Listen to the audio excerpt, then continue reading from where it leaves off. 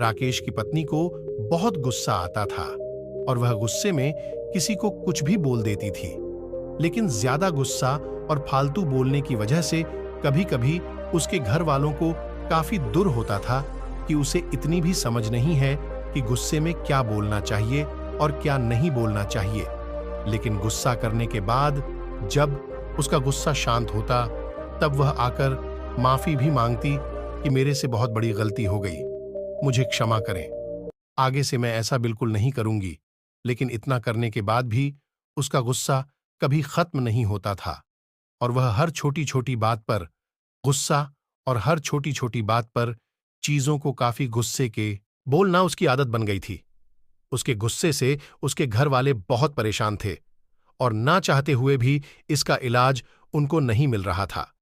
एक समय के बाद गांव के एक व्यक्ति ने उन्हें बताया कि नगर में एक महात्मा आए हुए हैं। सुना है उनके पास हर समस्या का समाधान है। आप सब क्यों ना अपनी बहू को लेके उन महात्मा के पास जाइए, क्योंकि वह सुना है कि वह हर समस्या का समाधान बड़ी ही आसानी से और सरलता से बता देते हैं। अगर आप सब वहां पर जाएं तो निश्चय ही आपकी समस्या का समाधान मिलेगा। इतना सुनते ही उसके घर वाले उसको लेकर उस महात्मा के पास चले गए। चलते चलते वह थक गए और शाम में हो गई, क्योंकि उनका आश्रम बहुत दूर था।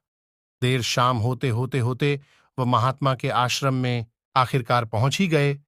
महात्मा के आश्रम में जाकर देखा तो वह सभा कर रहे थे और लोगों को प्रवचन दे रहे थे। सभा खत्म होने के बाद उन्होंने महात्मा से पूछा कि महात्मा, यह मेरी बहू है, इसे बहुत गुस्सा आता है, कृपा करके इसका कोई समाधान बताएं, क्योंकि इसे बहुत गुस्सा आता है और फिर जब गुस्सा आता है तब ये किसी को नहीं देखती। सच झूठ सही गलत की इसे कोई समझ नहीं रहता, बस मन में आता है ये बोल देती है और बाद में माफी भी मांगती है, लेकिन अपनी आदत कभी नहीं सुधार। आप ही बताइए कि भगवान, हम कैसे क्रोध को नियंत्रित करें? कृपया हमें इसका उपाय बताइए। महात्मा मुस्कुराए और बोला, एक कहावत है, क्रोध से पहले सोचो उसे दोबारा उगलने से रोको। उन्होंने बोला, इसका क्या मतलब है? आप जरा खुल के ही बताइए, हमें यह बात समझ में नहीं आ रही। महात्मा फिर मुस्कुराए और बोले, मैं तुम्हें एक कहानी सुनाता हूं। यह कहानी निश्चय ही तुम्हारे सवालों के सारे जवाब दे देगी। एक समय की बात है, एक छोटे से गांव में एक बुढ़िया रहती थी। उनका नाम पुदीना था। पुदीना बहुत ही प्यारी और दयालु महिला थी, लेकिन एक समस्या उनके गुस्से की थी। वे छोटी छोटी बातों पर बहुत जल्दी गुस्सा हो जाया करती थीं। जब उसे गुस्सा आता तो कभी नहीं देखती उसके सामने कौन है और कौन नहीं। वह सबको गुस्से में अपने से छोटा ही समझती थी। बुढ़िया जितनी गुस्सैल थी उतनी ही लालची थी। उसके मन में धन और पैसों को लेकर अपार लालच था। एक समय बुढ़िया के पास खाने को कुछ नहीं बचा और वह पैसे भी नहीं कमाना चाहती थी, तो उसके मन में तरकीब सूझी। उसे याद आया, गांव में मेला लगा है, क्यों ना इस मेले से कुछ लाभ लिया जाए। पुदीना ने सोचा कि यह एक अच्छा मौका है कि उनके गुस्से को कुछ सीख मिले। उन्होंने गांव के लड़कों को बुलाया और कहा, मेरे पास एक चुटकुला है, अगर तुम मुझे हंसाओ गए तो मैं तुम्हें एक सिक्का दूंगी, लेकिन अगर तुम मुझे हंसा ना पाओगे तो तुम्हें मुझसे 2 सिक्के देने होंगे। अब बुढ़िया अंदर ही अंदर बहुत खुश हो रही थी कि इन बच्चों को बेवकूफ बना के अब मैं पैसे भी कमा लूंगी और मेरा काम भी चल जाएगा। इन्हें भला क्या पता लगता है, बच्चे तो वैसे ही चुटकुला से हंसते हैं। लड़के राजी हो गए। पुदीना ने चुटकुला सुनाना शुरू किया, परंतु उनकी बुद्धि इतनी तेज थी, वे सब उस बुढ़िया के बारे में अच्छी तरह जानते थे कि वह लोगों को बेवकूफ बनाती है और वह धन की कितनी लालची है। इसलिए सभी लड़के मिलकर पहले से ही प्लान बना लिए थे कि हमें इसके चुटकुले पर हंसना नहीं है और जो मर्जी हो जाए, हमें बेवकूफ नहीं बनना है। बुढ़िया ने उन लड़कों से पूछा, क्या तुम सभी तैयार हो? लड़कों ने जवाब दिया, हाँ बिल्कुल, हम सब तैयार हैं, आप चुटकुला सुनाओ। फिर बुढ़िया ने एक मजेदार चुटकुला सुनाया, लेकिन किसी भी लड़के ने थट्टी सी भी हंसी नहीं निकाली। बुढ़िया थरी सहमी, लेकिन उसे 2 सिक्के डबल देने थे, इसीलिए उसने दे दिया। उसके मन में उपाय आया। उसने मन ही मन सोचा, अगले बार वह इससे भी बेहतर चुटकुला सुनाएगी और पक्का सबको हंसा के ही मानेगी। इस बार बुढ़िया ने फिर एक चुटकुला सुनाया, लेकिन इस बार भी कोई लड़का नहीं। अब बुढ़िया थोड़ा गुस्से में आ गई। वह जितनी बार भी चुटकुले सुनाती, गांव में से कोई भी लड़का नहीं हंसता। वे फिर सब पुदीना के चुटकुले पर हंसने के बजाय अपनी हंसी को दबा लिया। उसके बाद पुदीना ने एक बार फिर कोशिश की, और फिर बार बार, लेकिन हर बार उनके पास 2 सिक्के देने ही पड़े। अब उसके पास कोई चारा नहीं बचा। अंत में बुढ़िया ने जीतने भी सिक्के लिए थे, उन लड़कों को दे दिए और वहां से रोते रोते चली गई। उसने सबक लिया कि आज के बाद वह गुस्सा करना छोड़ देगी। इससे पुदीना ने सीख ली कि गुस्सा करने से केवल नुकसान होता है। उन्होंने गुस्से को कम करने का निर्णय लिया और अब उनके गुस्से की बारीकी से संभाल रखते थे। उन्होंने समझ लिया कि हंसी और प्रेम के माध्यम से वे अपने आप को और अपने आसपास के लोगों को खुश रख सकती। उसकी ज्यादा लालच और ज्यादा बोलने की वजह से उसने खुद के पैर पर कुल्हाड़ी मारी थी, और अब उसने सभी सारा कुछ गम दिया उसके पा। अब पश्चाताप करने को भी कुछ नहीं बचा। अंत में वह खाली हाथ घर को लौट गई। इस कहानी को सुनकर लड़की के मां बाप ने बोला, महाराज, अब आप ही बताइए, गुस्सा को आखिर कम कैसे किया जाए? आप जो बोलेंगे हम निश्चय ही करेंगे।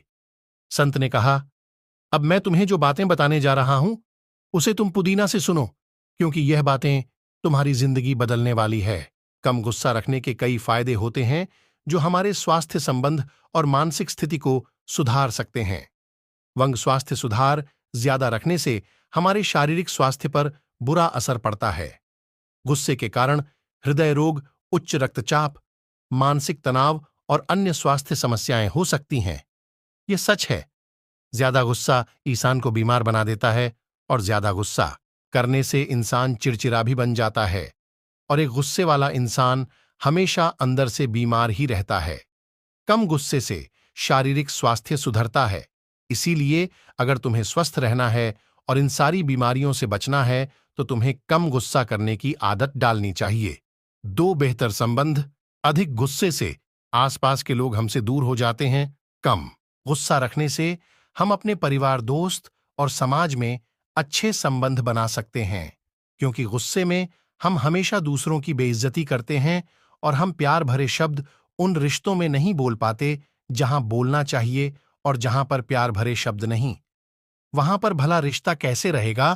क्योंकि रिश्ते प्रेम के सहारे चलते हैं, और जिन रिश्तों में प्रेम नहीं, और जिन रिश्तों में तुम प्यार से बात नहीं करोगे, तुम प्यार से बोलोगे नहीं, वहां पर भला रिश्ते कैसे टिकें?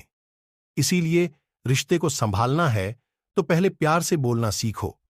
लेकिन तुम प्यार से तभी बोलोगे जब तुम्हें कम गुस्सा आएगा। इसीलिए यह जरूरी है कि तुम कम गुस्सा करो। बेहतर निर्णय कहते हैं, एक अशांत मन कभी भी सही फैसला नहीं ले सकता। इसलिए सही फैसले लेने के लिए मन का शांत होना जरूरी है। लेकिन मन तभी शांत होगा जब तुम्हें गुस्सा कम आएगा। जब तुम्हें गुस्सा आएगा तो मन हमेशा तुम्हारा अशांत रहेगा। फिर भला तुम ही बताओ, तुम सही फैसले कैसे ले सकते हो? और जब तुम सही फैसले नहीं लोगे तो भला वह जिंदगी का मतलब क्या है? अब तुम्हारा अस्तित्व ही क्या रह जाएगा?